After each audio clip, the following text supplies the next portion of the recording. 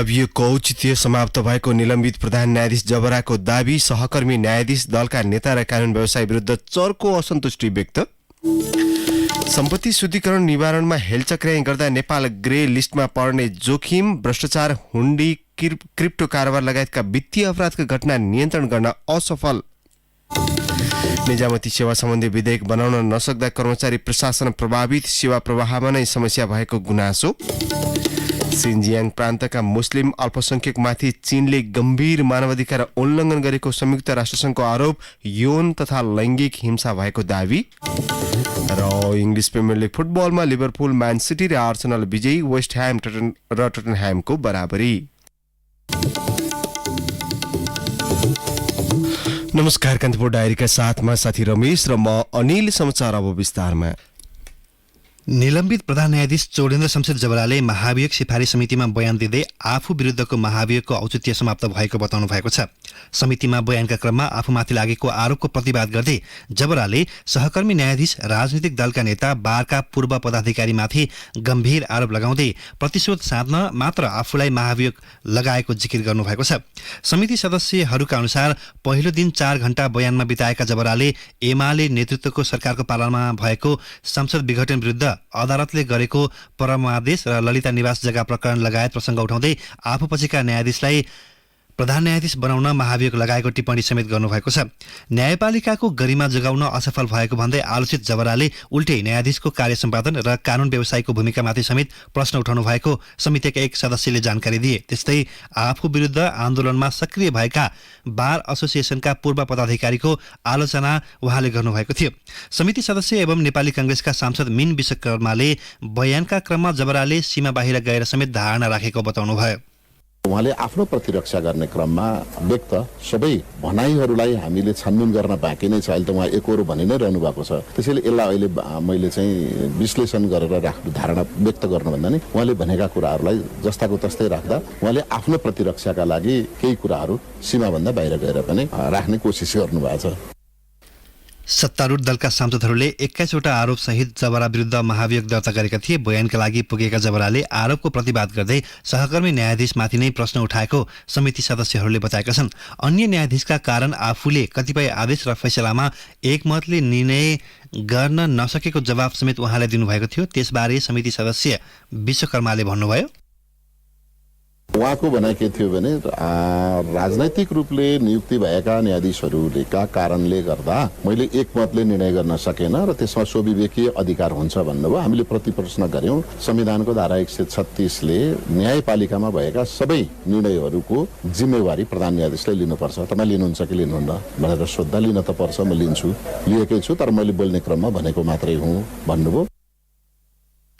समिति सदस्यहरूका अनुसार जबरालाई सोध्न 43 वटा प्रश्न तयार पारिएको छ। तीमध्ये जबराले हिजो पहिलो दिन 4 वटा प्रश्नको सन्दर्भमा जवाफ दिनुभएको हो। उहाँले केही कानून व्यवसायीको नाम नै उल्लेख गरेर स्वार्थ पूरा नभएपछि उनीहरूले महाभियोग ल्याउन भूमिका खेलेको टिप्पणी समेत गर्नुभएको छ।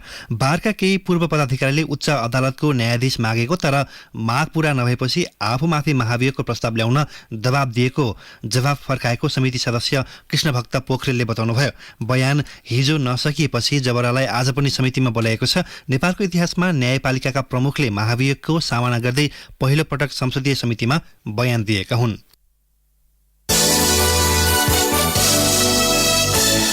सम्पत्ति शुद्धिकरण निवारणमा हेलचक्र्याइँ गर्दा नेपाल ग्रे लिस्टमा पर्न सक्ने जोखिम बढ्दै गएको छ। भ्रष्टाचार, राजस्व छली, हुन्डी, क्रिप्टो कारोबार लगायतका वित्तीय अपराधका घटना न्यूनीकरणमा सरकारी नीति र संयन्त्रहरू असफल हुँदा यस्तो जोखिम बढेको हो। सम्पत्ति शुद्धिकरण मामिलामा निगरानी राख्ने अन्तर्राष्ट्रिय निकाय एसिया प्रशान्त समूह एपीजी र फाइनेन्सियल एक्सन टास्क फोर्स एएफटीएफले यसै वर्ष नेपालको मूल्याङ्कन गर्दैछ। अहिले प्राविधिक मूल्याङ्कन चलिरहेको छ, तर सरकारी अधिकारीहरू भने सम्पत्ति शुद्धिकरण निवारणमा नेपालले आफ्नो स्थिति सुधार गर्ने भन्दा उल्टै कमजोर भएर ग्रे लिस्टमा पर्न सक्ने बारे चिन्ता जनाइरहेका छन्। विद्यमान कानूनी व्यवस्थाहरूमा समयानुकाल अद्यावधिक हुन नसक्दा तथा भएका कानूनको पालनामा समेत नेपाल कमजोर देखिँदा ग्रे लिस्टको जोखिम बढेको उनीहरूको भनाइ छ। संघीय संसद अन्तर्गतको अर्थ समितिले सम्पत्ति शुद्धिकरणमा नेपालको अवस्था र आगामी कार्यदिशाबारे हिजो प्रधानमन्त्री तथा मन्त्री परिषदको कार्यालय, अर्थ मन्त्रालय, कानून मन्त्रालय, सम्पत्ति शुद्धिकरण अनुसन्धान विभाग र नेपाल राष्ट्र ब्याङ्कसँग छलफल गरेको छ। छलफलका क्रममा सरकारी अधिकारीहरूले नेपाल ग्रे लिस्टमा पर्न सक्ने जोखिम औल्याएका छन्। सम्पत्ति शुद्धिकरण निवारणमा एकातर्फ नेपालले यसअघि जनाएका प्रतिबद्धता पूरा गर्न सकेको छैन भने अर्कोतर्फ जोखिमका नयाँ क्षेत्रहरू पहिचानमा पनि कमजोर देखिएको छ, जसका कारण अहिले भइरहेको मूल्याङ्कनमा राम्रो नतिजा देखिने बारे आशंका गर्ने पर्याप्त ठाउँ रहेको प्रधानमन्त्री तथा मन्त्री परिषदको कार्यालयका कानून तथा मानवाधिकार महाशाखाका सचिव धनराज गेवालीले बताउनुभयो। कानून सचिव उदयराज सापकोटाले नगदमा आधारित अर्थतन्त्रबाट प्रविधिमा आधारित अर्थतन्त्रलाई बढी जोड दिइरहेकाले यससँग सम्बन्धित कानूनी व्यवस्थाहरू अद्यावधिक गर्न आवश्यक रहेकोमा जोड दिनुभयो।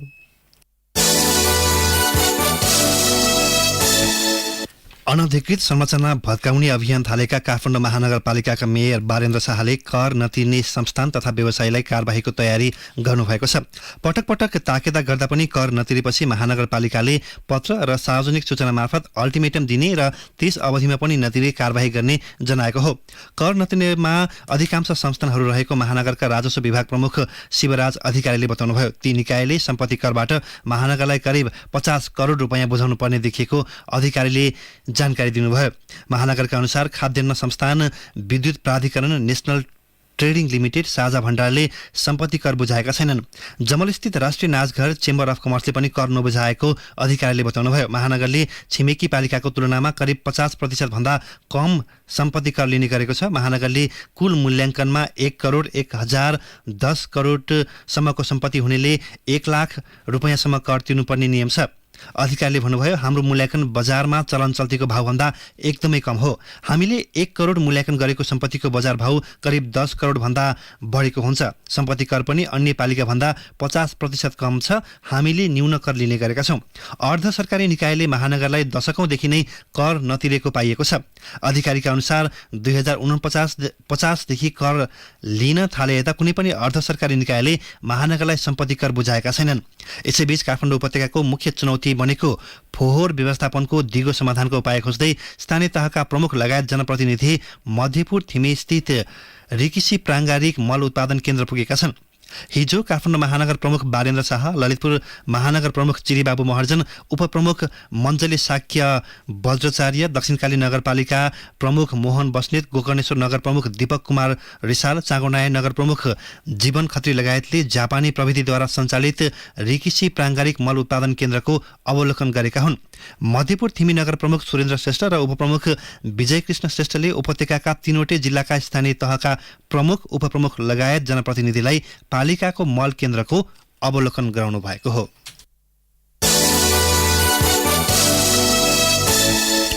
चितवनको मुगलिन नारायणगढ सडक खण्डमा पहिरो खस्दा सो क्षेत्रको यातायात बिहानैदेखि बन्द भएको छ। बिहान 6 बजेतिर भरतपुर महानगरपालिका 29 केराबारी स्थित नारायणगढ मुगलिन सडक खण्डमा माथिबाट लेदो सहितको पहिरो खस्दा बाटो अवरुद्ध भएको हो। सो स्थानमा सडक विभागसँगको समन्वय गरी खुलाउने पहल भइरहेको जिल्ला प्रहरी कार्यालय चितवनले जनाएको छ।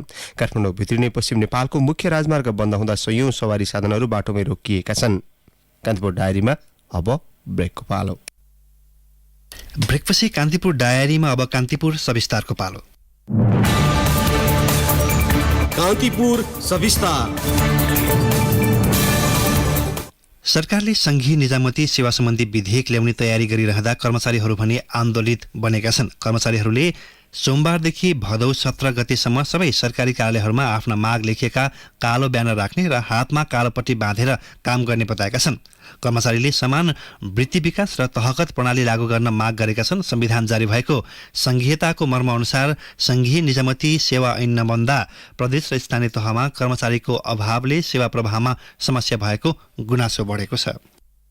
सरकारले संघीय निजामती सेवा विधेयक ल्याउने तयारी गरिरहँदा कर्मचारीहरू आन्दोलित छन्। विधेयकसँग प्रत्यक्ष सरोकार राख्ने भए पनि आफूहरूलाई सरकारले व्यवस्था गरेको र पर्याप्त छलफल नै नगरी एकलौटी रूपमा विधेयक ल्याउन लागेको भन्दै विभिन्न कर्मचारी संगठन विरोधमा उत्रेका छन्। संविधान जारी भएको लामो समय भइसक्दा पनि सरकारले विधेयक ल्याउन नसक्दा त्यसको प्रत्यक्ष असर कर्मचारीको वृत्ति विकास र सेवा प्रवाहमा परिरहेको भन्दै तत्काल कर्मचारी मैत्री कानून ल्याउन उनीहरूले माग गरेका छन्। निजामती सेवामा संघ र प्रदेशको अन्तर्सम्बन्ध, प्रदेश र स्थानीय तहको अन्तर्सम्बन्ध के हुने भनी व्याख्या नगरी प्रदेश र स्थानीय तहका ऐनहरू बन्न नसक्ने कर्मचारी संगठनहरूको भनाइ छ। कर्मचारी संगठनका निवर्तमान अध्यक्ष केदार देवकोटा भन्नुहुन्छ, त्यो नयाँ ऐन ड्राफ्ट गर्दा हाम्रा सुझावहरू त्यहाँ पेश गरेका कुनै छैनन् भन्ने कुराको मूल विषय हो। बन्द कोठामा गोप्य ढङ्गले गर्दै हुनुहुन्छ भन्ने कुरो सुन्न आएको छ। यो स्थितिमा यो संघीय निजामती सेवा यो ढङ्गबाट आइयो भने राम्रो आउँदैन, गतिलो आउँदैन। संसदबाट फिर्ता भएपछि पनि विधेयकको पछिल्लो मस्यौदामा आफूले विगतदेखि उठाउँदै आएको माग नसमेटिएको कर्मचारी संगठनको दाबी छ। यद्यपि संसदबाट फिर्ता हुनु अघि तयारीकै क्रममा छलफल गरिसकेकोले अब एकैपटक संसदमा पुगेपछि सांसदहरूले छलफल गर्ने संघीय मामिला तथा सामान्य प्रशासन मन्त्रालयले जनाएको छ। तत्कालका लागि मन्त्रालयले आफूहरूले सबै काम सकेर राय सुझावका लागि सरकारवाला मन्त्रालयमा पठाएको बताएको छ। तीमध्ये केही मन्त्रालयबाट मस्यौदा फिर्ता आइसकेको र केहीबाट आउन बाँकी रहेको मन्त्रालयको भनाइ छ। विधेयकमा आवश्यक परिवर्तन र परिमार्जन सहितका सुझाव समेटेर फिर्ता पठाइएको अर्थ मन्त्रालयका प्रवक्ता आनन्द काफ्लेले बताउनुभयो। संघीय मामला तथा सामान्य प्रशासन मन्त्रालयले अर्थ मन्त्रालयलाई राय समिति माग गरेको थियो र सो विषयमा चाहिँ अर्थ मन्त्रालयले आफ्नो कार्यक्षेत्रसँग सम्बन्धित विषयमा आफ्नो राय चाहिँ संघीय मामला तथा सामान्य प्रशासन मन्त्रालयलाई उपलब्ध गराइसकेको अवस्था छ। हाल सो मस्यौदा कानून मन्त्रालयमा अड्किएको छ। मुलुक संघीयतामा गइसक्दा पनि पुरानै मानसिकताले राज्य संरचना चलाउन खोज्ने र एक अर्काबीच सहकार्य र समन्वय नगरिदिँदा विधेयक अलपत्र बनेको संघीय मामिला मन्त्री राजेन्द्र प्रसाद श्रेष्ठ बताउनुहुन्छ। पुरानो राज्य यन्त्र र नयाँ राजनीतिक व्यवस्था बीचको द्वन्द्व नै अहिलेको अन्तर्विरोधको प्रमुख कारण हो। मन्त्री श्रेष्ठले विधेयकमाथि अनावश्यक दलीय राजनीतिकरण गर्न खोज्दा अवरोध भइरहेको समेत बताउनुभयो। कानून मन्त्रालयले संविधान सम्मत छ कि छैन, कानून सम्मत छ कि छैन, कहीँ बाजिएको छ कि त्यो हेरेर पठाउनु पर्नेमा राजनीतिक कुराहरू पनि हेर्न थाल्यो। अनि समग्रतामा हिजोको एकात्मक राज्य व्यवस्थामा भएको कुराहरू यो किन परिवर्तन भन्ने खालको एकात्मकतावादी मानसिकताले संघीयता त अगाडि बढ्दैन। संघीयतामा त संघ, प्रदेश र स्थानीय तह बीचको अन्तर सम्बन्धलाई सह-अस्तित्वको अर्थ संघ, प्रदेश र स्थानीय तिनटै तहको सरकारको बीचमा को एक्जिस्टेन्स हो है, एकले अर्कामा हस्तक्षेप नगर्नु भने न हो। अब प्रदेश कानून बमोजिम हुने भन्ने प्रश्न लेखिएको कुरामा पनि संघले नै फेरि सम्पूर्ण वगत्न खोज्ने जुन राजनीतिक व्यवहारहरू भइरहेछ यो संघीयताको चाहिँ आचरण है। झण्डै 2 सातादेखि कानून मन्त्रालयमा रहेको सो विधेयक मस्यौदालाई लिएर सत्ता गठबन्धन नै सहमत हुन नसकेपछि हाल कानूनी प्रक्रियागत विषयहरू मात्रै समीक्षा गरिरहेको कानून, न्याय तथा संसदीय मामिला मन्त्रालयले जनाएको छ। कानून मन्त्री गोविन्द कोइरालाले समेत मस्यौदामा राजनीतिक रूपमा अवरोध उत्पन्न भएको स्वीकार्दै हाल कानूनी प्रक्रियागत विषयमा मात्र अध्ययन भइरहेको बताउनुभयो। यो चाहिँ पोलिटिकल नेगोसिएसनमै रुकिया हो हैन। यसमा चाहिँ अब कतिपय कुराहरू अनक्लियर छ के नेपालको फेडरलिजमको मोडेलमा कसरी हामी जाने भन्ने कुरामा दलहरूमा एकमत छैन गठबन्धनकै बीचमा पनि। अब यो एकमत नभइसकेपछि यसलाई गेट थ्रु गर्न गाह्रो हुन्छ। अब कानूनले गर्न खोजेको के हो भने लिगल टेक्निकलिटिज भन्दा पनि पोलिटिकल इस्युजहरू सल्भ गर्न खोजेको पहिला। कतिपय पोलिटिकल इस्युजहरू क्लियर भइसकेपछि मात्रै अगाडि बढ्यो भने गठबन्धनकै बीचमा सहमति बन्नुपर्ने कतिपय कुराहरू बाँकी छन्, ती कुराहरूमा सहमति भइसकेपछि यो अगाडि बढ्छ। संघीय सरकारले निजामती सेवा सम्बन्धी विधेयक ल्याउन नसकिरहेका बेला प्रदेश तहमा आफैले छुट्टै विधेयक ल्याउन सुरु गरिसकेका छन्। अहिलेसम्म 7 मध्ये मध्य प्रदेशले प्रदेश निजामती सेवा ऐन 2077 र बागमती प्रदेशले प्रदेश निजामती सेवा अध्यादेश 2078 जारी गरेका छन्। संविधानमै स्पष्ट रूपमा प्रदेशको कानून अनुसार गर्ने भनिएको विषयमा संघले हस्तक्षेपकारी नीति लिँदा समस्या भएको मध्य प्रदेशका महान्यायाधिवक्ता दिपेन्द्र झाको तर्क छ। धेरै अनियमितता भयो कर्मचारीहरूको भविष्यको बारेमा त्यो प्रदेशहरूले आफ्नै बनाउन थाल्यो, तर संघले एउटा चाहिँ नीतिगत रूपमा यो हो है तिम्रो अधिकार भने त्यो ऐनबाट व्यवस्थित गरेको भए अलिक सजिलो हुन्थ्यो।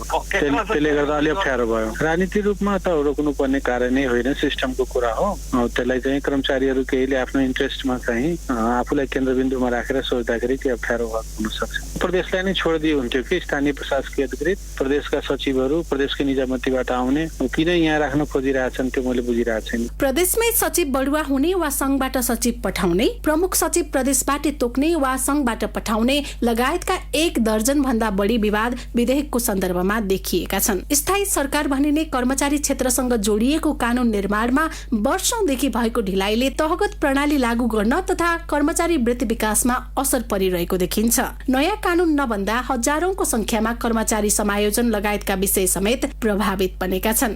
रेडियो कान्तिपुरका लागि इन्द्रलक्ष्मी घिमिरे। कान्तिपुर सविस्तार। जलवायु अनुकूल उत्थानशील जलवायुजन्य विपद व्यवस्थापन लगायतका क्षेत्रमा काम गर्न विश्व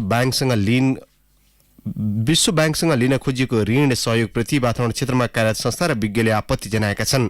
अर्थ मन्त्रालय र विश्व ब्याङ्क बीच भएको ऋण सम्झौता खारेज गर्न माग गर्दै उनीहरूले माइतीघरमा विरोध प्रदर्शन गरेका छन्। हरियाली उत्थानशील र समावेशी विकास शीर्षकमा अर्थ मन्त्रालय र विश्व ब्याङ्कले सोमबार 10 करोड अमेरिकी डलर सहुलियतपूर्ण ऋण सम्झौता गरेका थिए। ऋण सम्झौता जलवायु वित्त सम्बन्धी अन्तर्राष्ट्रिय मान्यता, सरकारको जलवायु नीति र जलवायु परिवर्तन सम्बन्धी अन्तर्राष्ट्रिय मञ्चहरूमा राख्दै आएको अडानभन्दा विपरीत रहेको विज्ञहरूको भनाइ छ।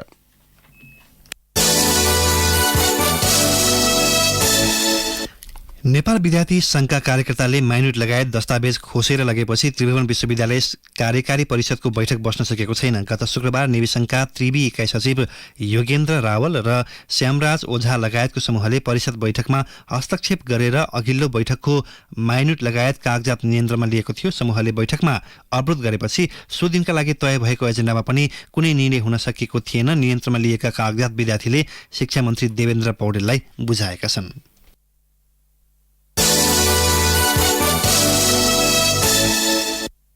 कान्तिपुर डायरीमा पुनः ब्रेकको पालो। अब अन्तर्राष्ट्रिय प्रसङ्ग। चीनले सिन्जियाङ प्रान्तका मुस्लिम अल्पसंख्यकमाथि गम्भीर मानवाधिकार उल्लङ्घन गरेको संयुक्त राष्ट्रसङ्घले आरोप लगाएको छ। उइगुर मुस्लिम समुदाय सम्बन्धी राष्ट्रसङ्घीय प्रतिवेदन सार्वजनिक नगर्न चीनले राष्ट्रसङ्घलाई दबाब दिँदै आएको थियो। त्यसका बावजुद राष्ट्रसङ्घीय प्रतिवेदनले मानवता विरुद्धका अपराध भएका कैयौं प्रमाणसहितको रिपोर्ट सार्वजनिक गरेको छ, जुन चीनले अस्वीकार गरेको छ। अल्पसंख्यक समुदायको अधिकार कटौती गर्दै राष्ट्रिय सुरक्षा कानून अन्तर्गत बन्दीगृह सञ्चालन गरेको प्रतिवेदनमा उल्लेख छ।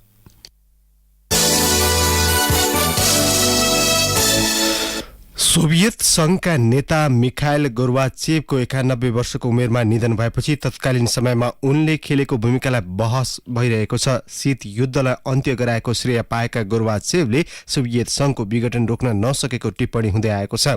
नोबेल शान्ति पुरस्कार विजेता समेत रहेका गोर्बाचेभलाई पश्चिमा मुलुकले नायकका रूपमा परिभाषित गरे पनि आफ्नै देशभित्र पनि आलोचित थिए।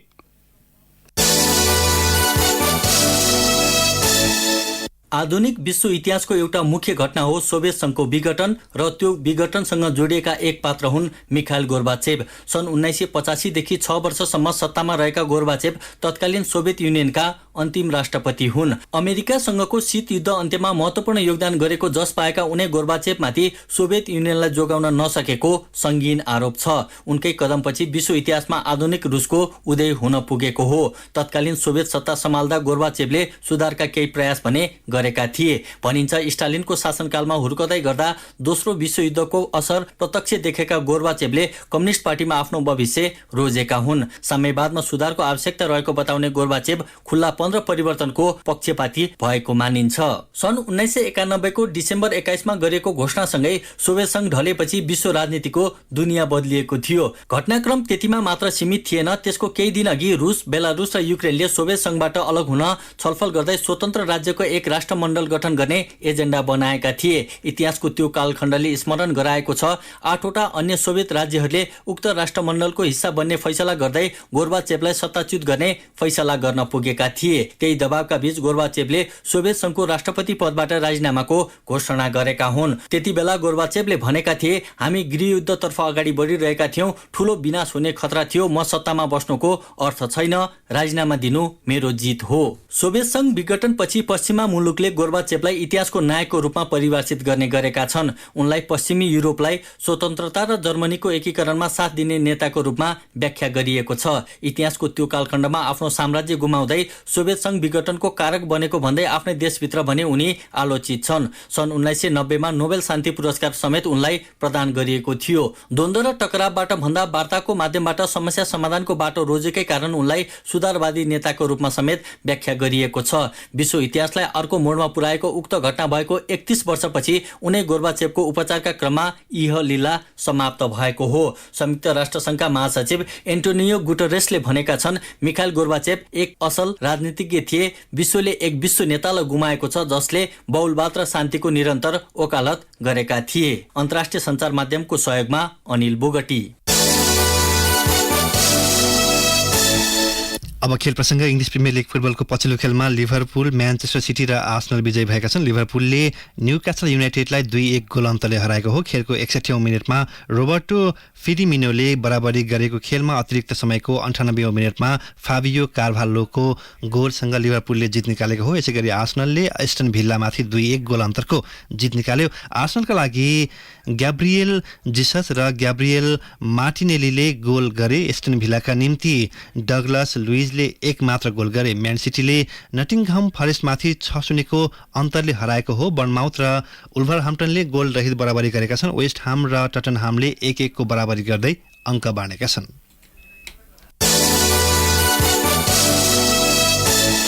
अब मौसम सम्बन्धी जानकारी। सामान्य बदलिरहेकै स्थानमा मध्यम वर्षाको सम्भावना रहेको जल तथा मौसम विज्ञान विभागले जनाएको छ। साथै मधेस, बागमती, गण्डकी तथा लुम्बिनी प्रदेशका केही स्थानमा भारी वर्षाको सम्भावना छ। केही बेर अघि 19 डिग्री सेल्सियस मापन गरिएको काठमाडौँ उपत्यकाको अधिकतम तापक्रम आज 29 डिग्रीसम्म पुग्न सक्नेछ।